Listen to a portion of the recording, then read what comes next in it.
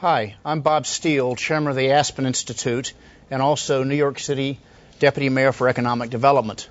Let me just say on behalf of my colleagues at the Aspen Institute how wonderful it is that you're all here with us today, and also to thank the panelists and the moderators who have led the discussions this morning.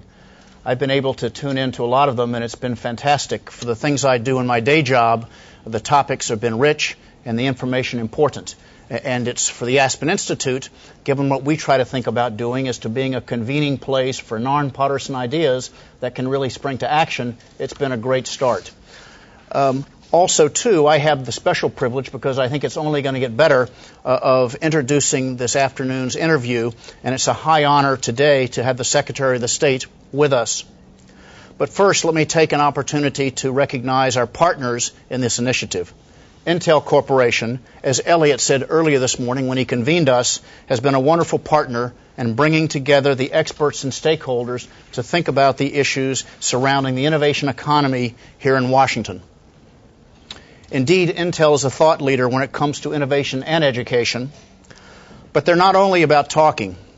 Every day they're making critical investments in the American economy and the future of the American economy by locating major chip fabrication plants in the United States, and also with programs like the Intel Science Talent Search and so many other initiatives they support and inspire the students of K through 12, also at universities and even beyond. The PBS NewsHour has also been a key partner in this project.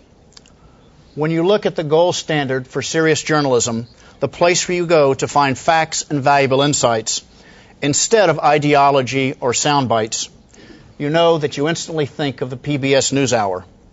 And we have, in large part, our next moderator to thank for this special, iconic position. Jim Lehrer has been with the NewsHour for more than 30 years. And when he's not exploring America by bus or writing one of his 20 novels, 2 memoirs, or 3 plays, he's established and preserved the NewsHour as one of the very few bastions of civility and intelligent dialogue in an increasingly fractured, ideologically national conversation. He's moderated 11 presidential debates and won numerous honors and awards, including, most importantly, I would propose, the 2009 Aspen Institute Public Leadership Award. So this morning, please join me in welcoming Jim Lehrer. Jim? Thank you very much. Good to see you.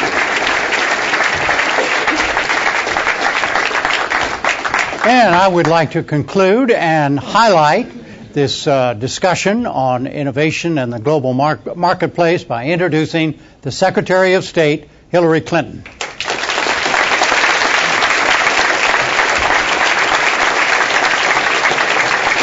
Thank you, Jim.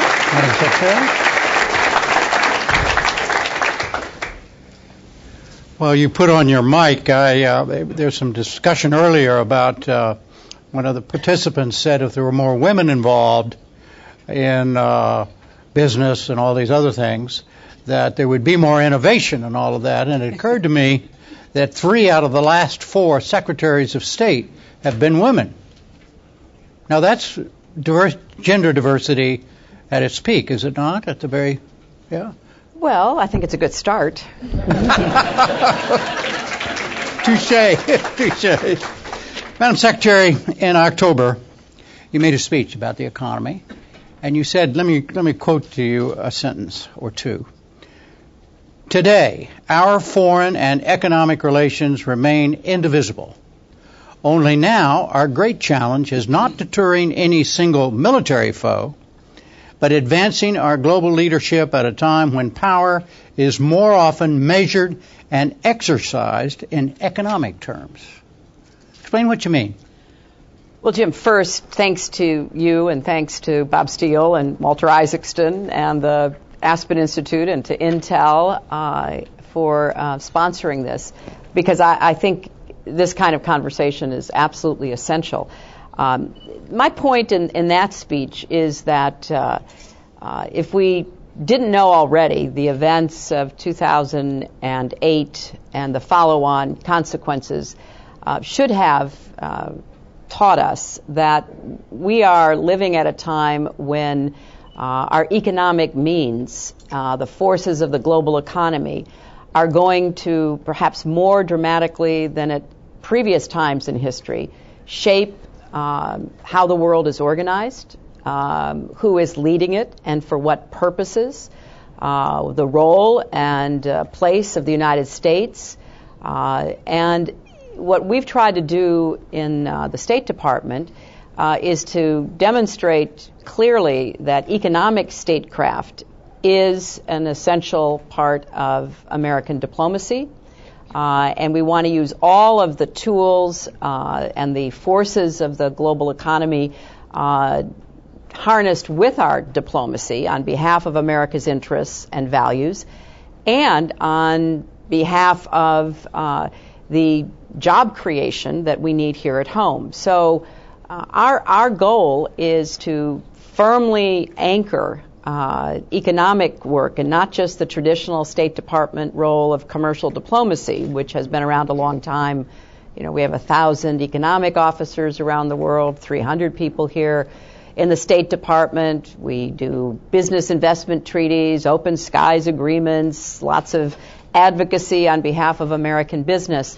But to really look at the global economy now, to understand how we're going to influence and to an extent manage it in furtherance of global prosperity, American economic leadership, job growth, and all the other goals we seek.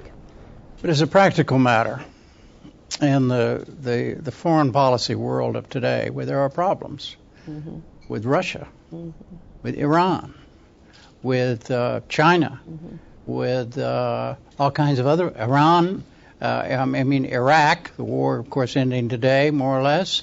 There's Afghanistan. There are all kinds of things that you're having to deal with all of the time. How in the world does a priority for innovation and a global marketplace fit into those kinds of things as a practical matter? Very well, and by necessity. I mean, just looking at the countries you mentioned, starting with Russia, the United States worked very hard to make the case that Russia should be a member of the WTO. And that required that Russia finally had to make some changes in their regulatory framework. They had to open up their markets more. So very shortly, they will be voted into the WTO. Now, why does this matter to us? Well, because now we have tools through the WTO to deal with some of the economic challenges and distortions coming from the Russian economy. Take China. Obviously, we are well aware of the enormous indebtedness in our country, which is a different subject, and we have to, in part, innovate our way forward. But China is now going to have to come to grips with being a responsible stakeholder in the global economy as well as in the traditional areas of diplomacy. So we are engaged in conversations all the time. Certainly Secretary Geithner is, USTR rep, the new Commerce Secretary, John Bryson.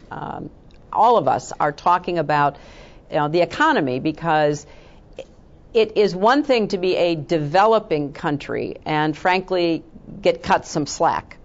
It's entirely different when your economy is growing at 10% annual GDP growth and you have enormous influence on what's happening. We need new rules of the road. So that's a traditional area for economic statecraft.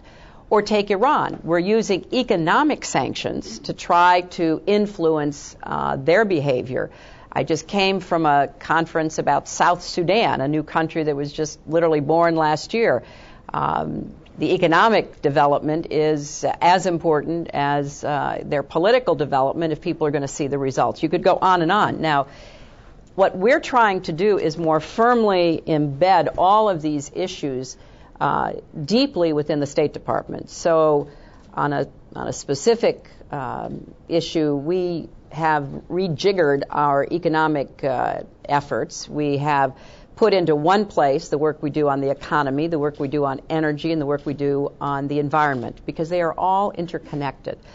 And we are looking for new ways to innovate. So I'll give you just two quick ideas that we're working on. One is we're having an impact investing conference in January at the State Department, where we're bringing businesses, investors together to try to explore what new innovative ways we can think about, number one, growing our own economy here at home, creating jobs for Americans, and number two, creating an environment around the world where it's a much more even playing field, where our companies, our workers are not from the get-go disadvantaged.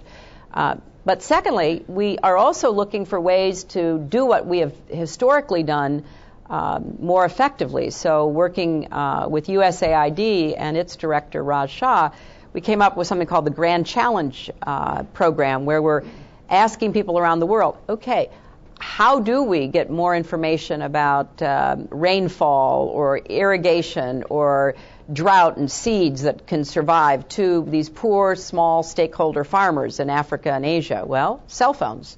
How do we try to keep babies alive when they're born in very difficult situations when the nearest hospital is a long way away? What can we do to innovate to create a kind of package of interventions that is available in even the poorest community? And there's lots of examples like that where economic statecraft, where innovation, which is mostly carried out by interacting with entrepreneurs and inventors and scientists, are all part of how we see our mission now.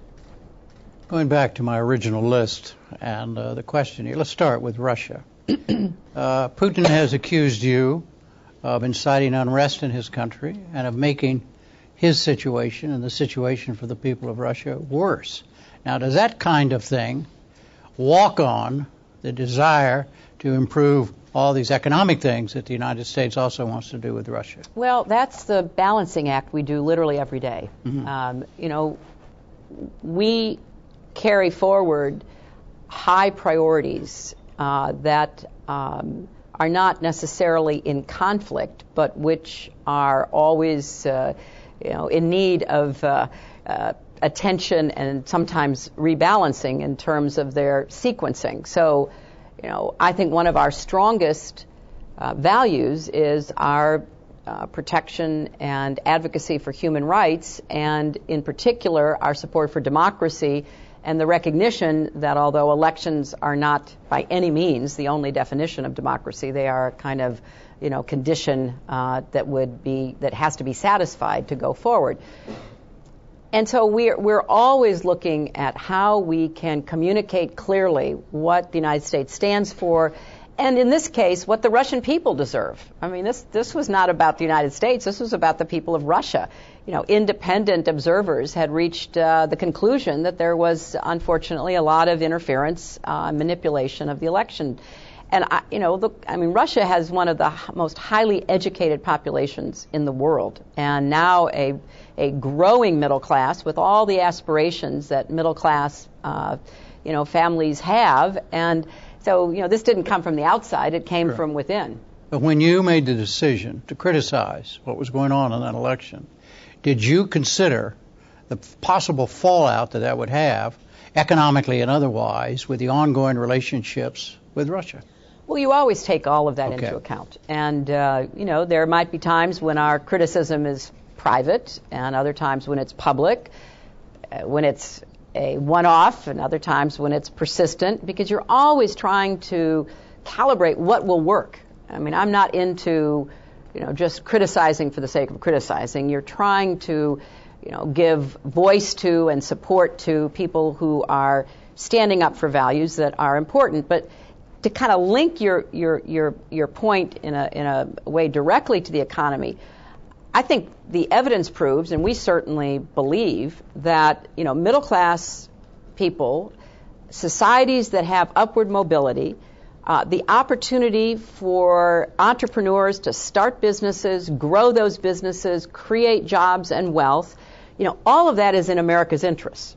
And when the government is either heavy-handed or largely the economy of a country is driven through state-owned enterprises, that disadvantages our businesses and, by extension, our workers, our investors, our people. Or if you have oligarchs that control so much of the wealth that it's difficult for people with a good idea in their own country to be able to break through to start that business, Well, that doesn't add to the intellectual property of the entire world or create additional opportunities for our investment. So all of this is played out against the backdrop of what we believe, granted, it's what we believe based on our experience, but I think it's been proven to be pretty universal, both for political freedom and economic freedom, which are the best routes to social and economic success. More openness, more responsiveness, more accountability and transparency, whether it's in elections or being able to start a business, are in the overall calculation a benefit to us as well as the people who themselves are experiencing it. These earlier panels, much time and many words were used to talk about the relationship with China and how it affects all the things that are of concern to everybody in the world. First of all, let me ask you, how would you describe the relationship with China? Is China a competitor? Is it an enemy? Is it a collaborator? Is it a friend? What? Describe it. Well, we describe our relationship, and I think it's accurate at this point in time, as a positive one, a cooperative one, and a comprehensive one. Now, that doesn't mean we are also not competitors in the economic field and for political influence. That kind of goes with the territory. We compete with countries all over the world on a range of issues. But in the Obama administration, what we have tried to do is to be very clear that we want a positive relationship with China. We do not begrudge or fear a peaceful rise of China. We think that is in the interest of the Chinese people, and it's a remarkable story of economic growth over the last 30 years. We also think that it's in our interest as well. We want to have a positive relationship. At the same time, though, countries go through phases, kind of like individuals do, and, China is off and running. They have developed a strong economic engine for growth that is not only benefiting the Chinese people, but also having quite dramatic effects elsewhere in the world. Their hunt for natural resources is almost inexhaustible because of their population and the rising expectations of their people. There are ways to do it that will be sustainable and ways to do it that are not. So we engage with the Chinese, as we do with others around the world, on, there are mining practices that will not have damaging environmental effects, and there are those that do. And so let's work together in the global community to try to be more responsible. And you can go down the list, and there are many issues like that where, under the umbrella of something we call the Strategic and Economic Dialogue that Tim Geithner and I jointly chair, we have working groups on a vast array of subjects that don't break into the headlines, but which are advancing science and technology cooperation, sending 100,000 students to study in China, increasing dramatically the visas that we offer. We have increased just in the last year by 32%. We're hiring 100 more visa adjudicators because we want to have those relationships, on and on and on. But we also have differences, as we do with even our closest friends. One of the differences that was discussed at length, it was in a context that one of the main things the United States has always contributed to the world and does to this day is its ideas. We are an idea society, and China's stealing them. That's right. And it all comes into under the term intellectual property. That's right. What are you doing about that? Well, besides raising Cain, which we do regularly on behalf of our companies as well as on behalf of our entire economy, we're looking for leverage points, as I say, these new rules of the road to protect intellectual property, to tighten up our own controls so that we don't see the leakage or the theft of intellectual property. But again, this is, on the scale that it's occurring, it's quite large, but it's not a new problem. Americans have faced intellectual property challenges and outright espionage from other countries and business people in many places. But the scale of this is different, and the control over the economy, because, I mean, you're not dealing with a free market economy. You're dealing with a still very government-controlled economic system, which means that you have different challenges in trying to compete in China. And when China was opening up, they were very welcoming, and American businesses took advantage of that. Well, now they're trying to say to themselves, okay, we want to do this ourselves now, and we think we have advanced to the point where we can begin doing this. So what's the shortcut? And we see it. We see the shortcuts being taken, and it's deeply distressing. Well, it'd be one thing if you were competing against another business doing that.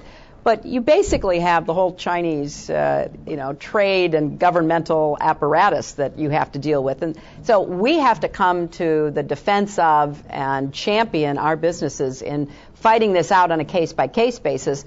But we also have to begin to move China, along with others, to accept new global rules about how we're going to protect global intellectual property. Orville Schell, one of the panelists this morning, made the point that from his perspective, he thinks that China has yet to come to grips with with accepting its leadership responsibilities. Well, Orville is an expert, and he's right.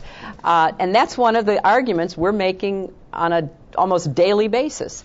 And how do you make that argument? How do you do that? Who do you say it to? Well, we say it at the highest levels of the Chinese government in our constant interactions with them.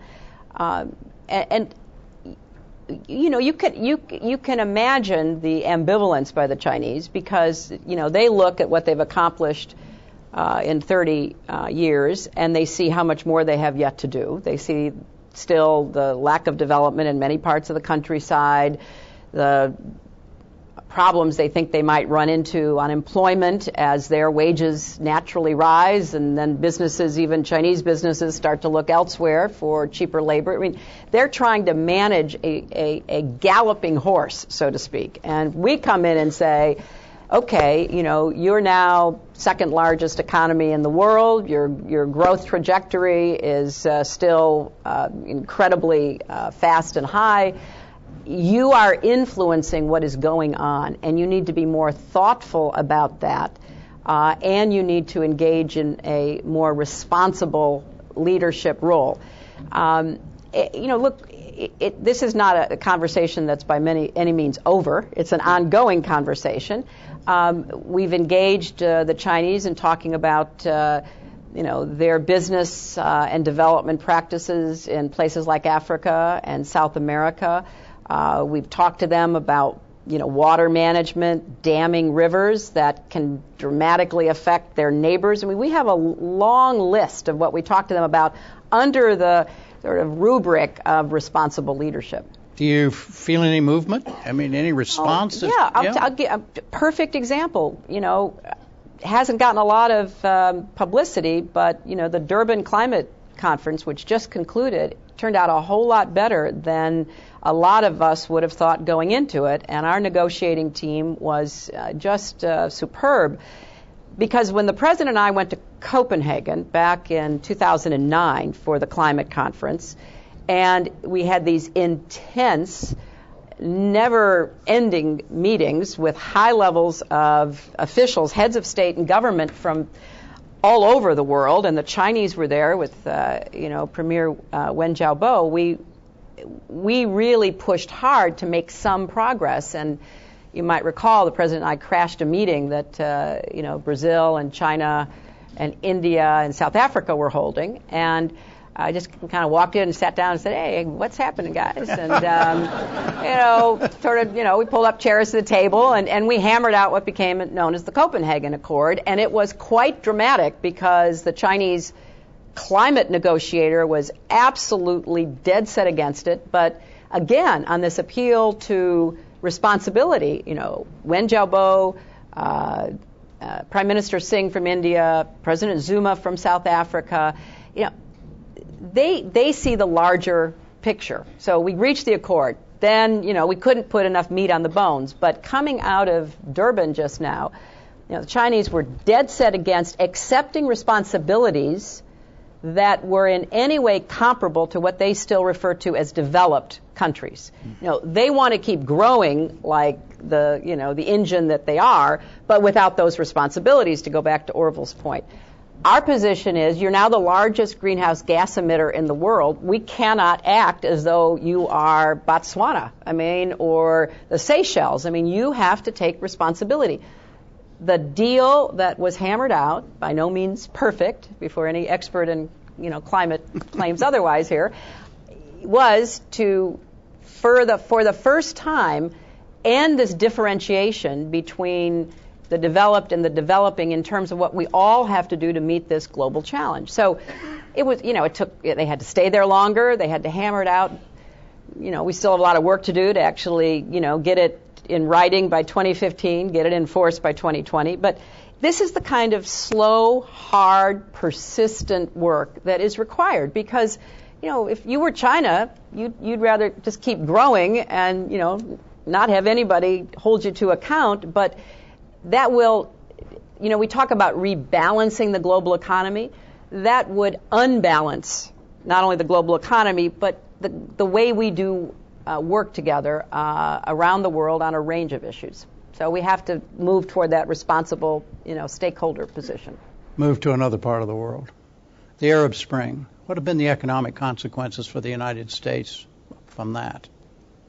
Well, first, Jim, I think it's important to remember that the Arab Spring really started in Tunisia because of the total frustration of a young Tunisian vegetable vendor to make a good living for himself and his family.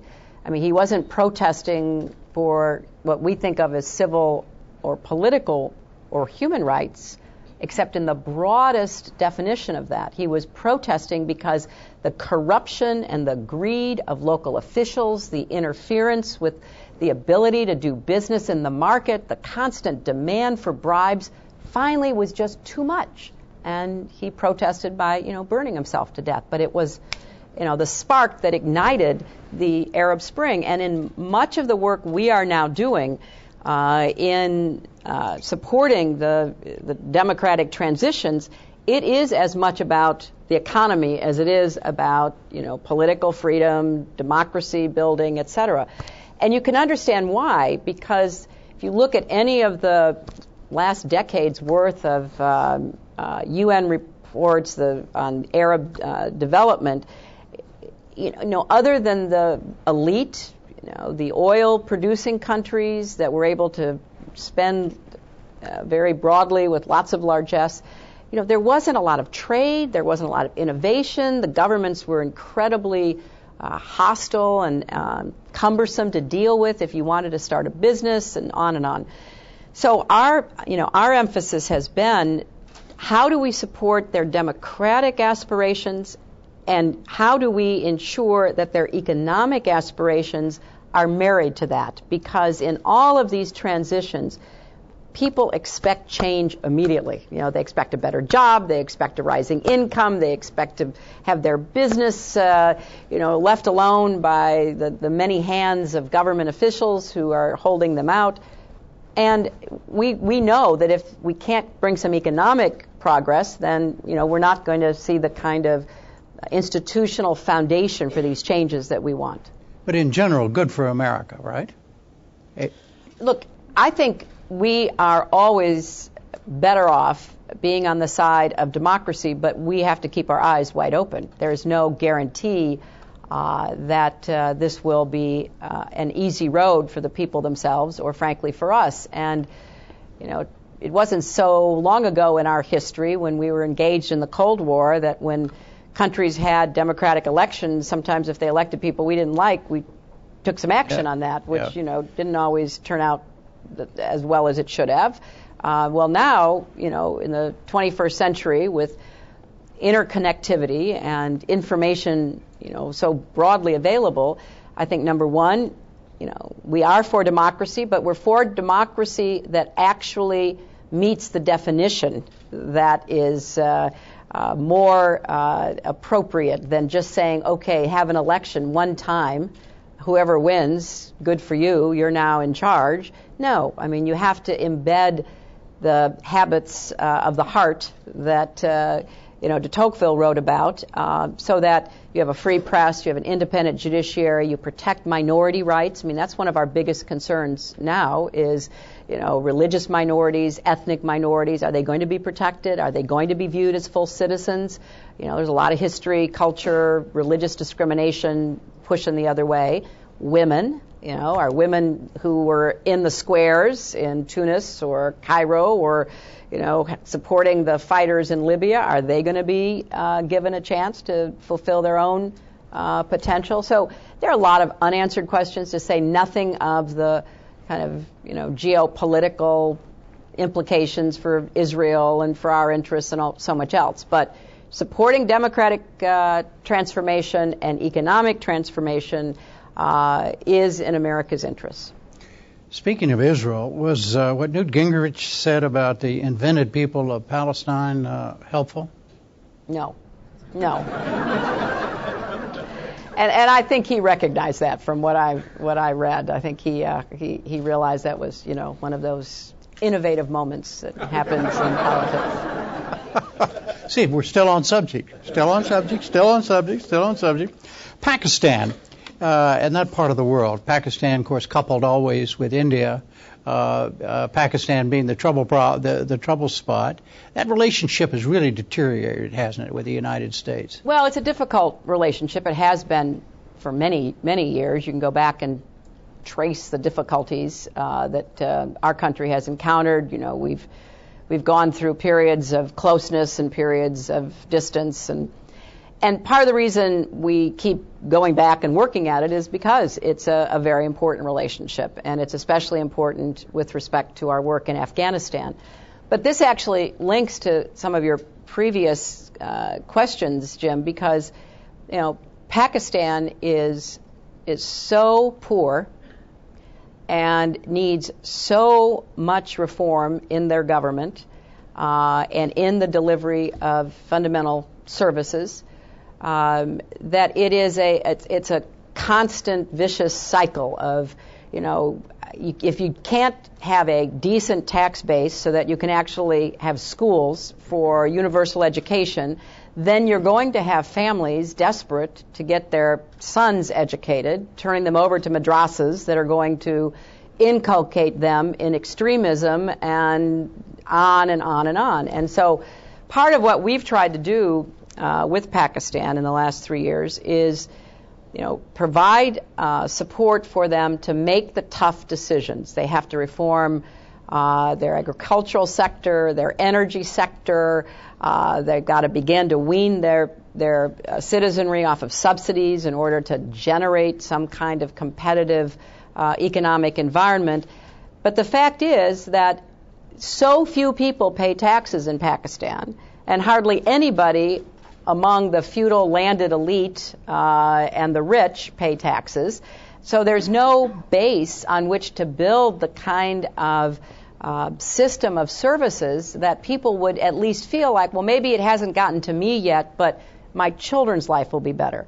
So so you have turmoil, you have extremism, you have all kinds of internal difficulties. So it's not only the political choices that are made, it's the weak economic leadership that has gripped the country. And frankly, one of the problems which I see throughout the world, an elite that is not willing to invest in the future prosperity and success of their country, in part because they're doing pretty well, they have for generations, in part because they don't see a connection between, if you grow the pie, you actually have a chance to do even better than if you shrink the pie and, your piece is comparatively not growing. So it's a troubling set of economic conditions as well as political ones that we're trying to work with them on. On Iraq, the president is speaking as we speak at Fort Bragg, right. Kind of closed down the American involvement. How would you summarize the accomplishment or the meaning of the Iraq War? Well, I think it is too soon to tell. I believe that it's going to be some years before we can make a final judgment. But having spent the last, 2 days working on Iraq, meeting with Prime Minister Maliki, with various ministers of his government, obviously in the Oval Office with the president, it is a functioning state. It is a democratically elected leadership.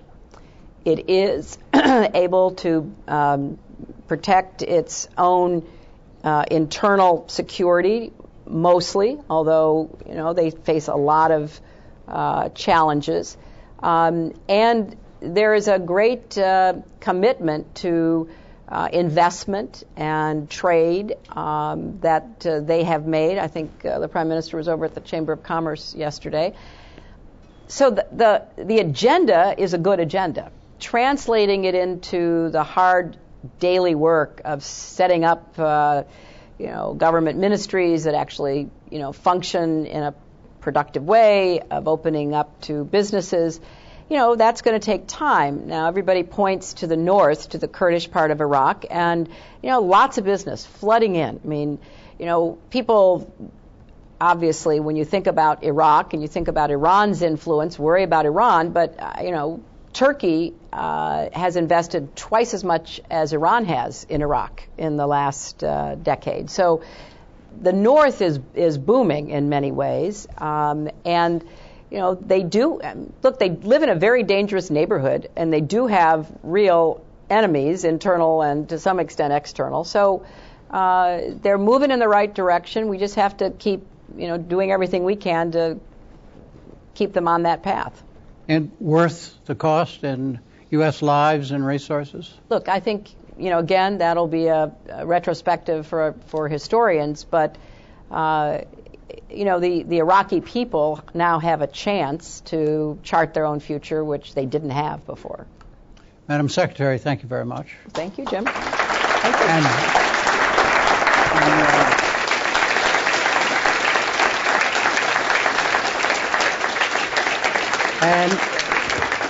And thanks to all of you who have participated in this morning of discussion about innovation and the global economy, et cetera, et cetera. Thank you. Thank you. Thank you.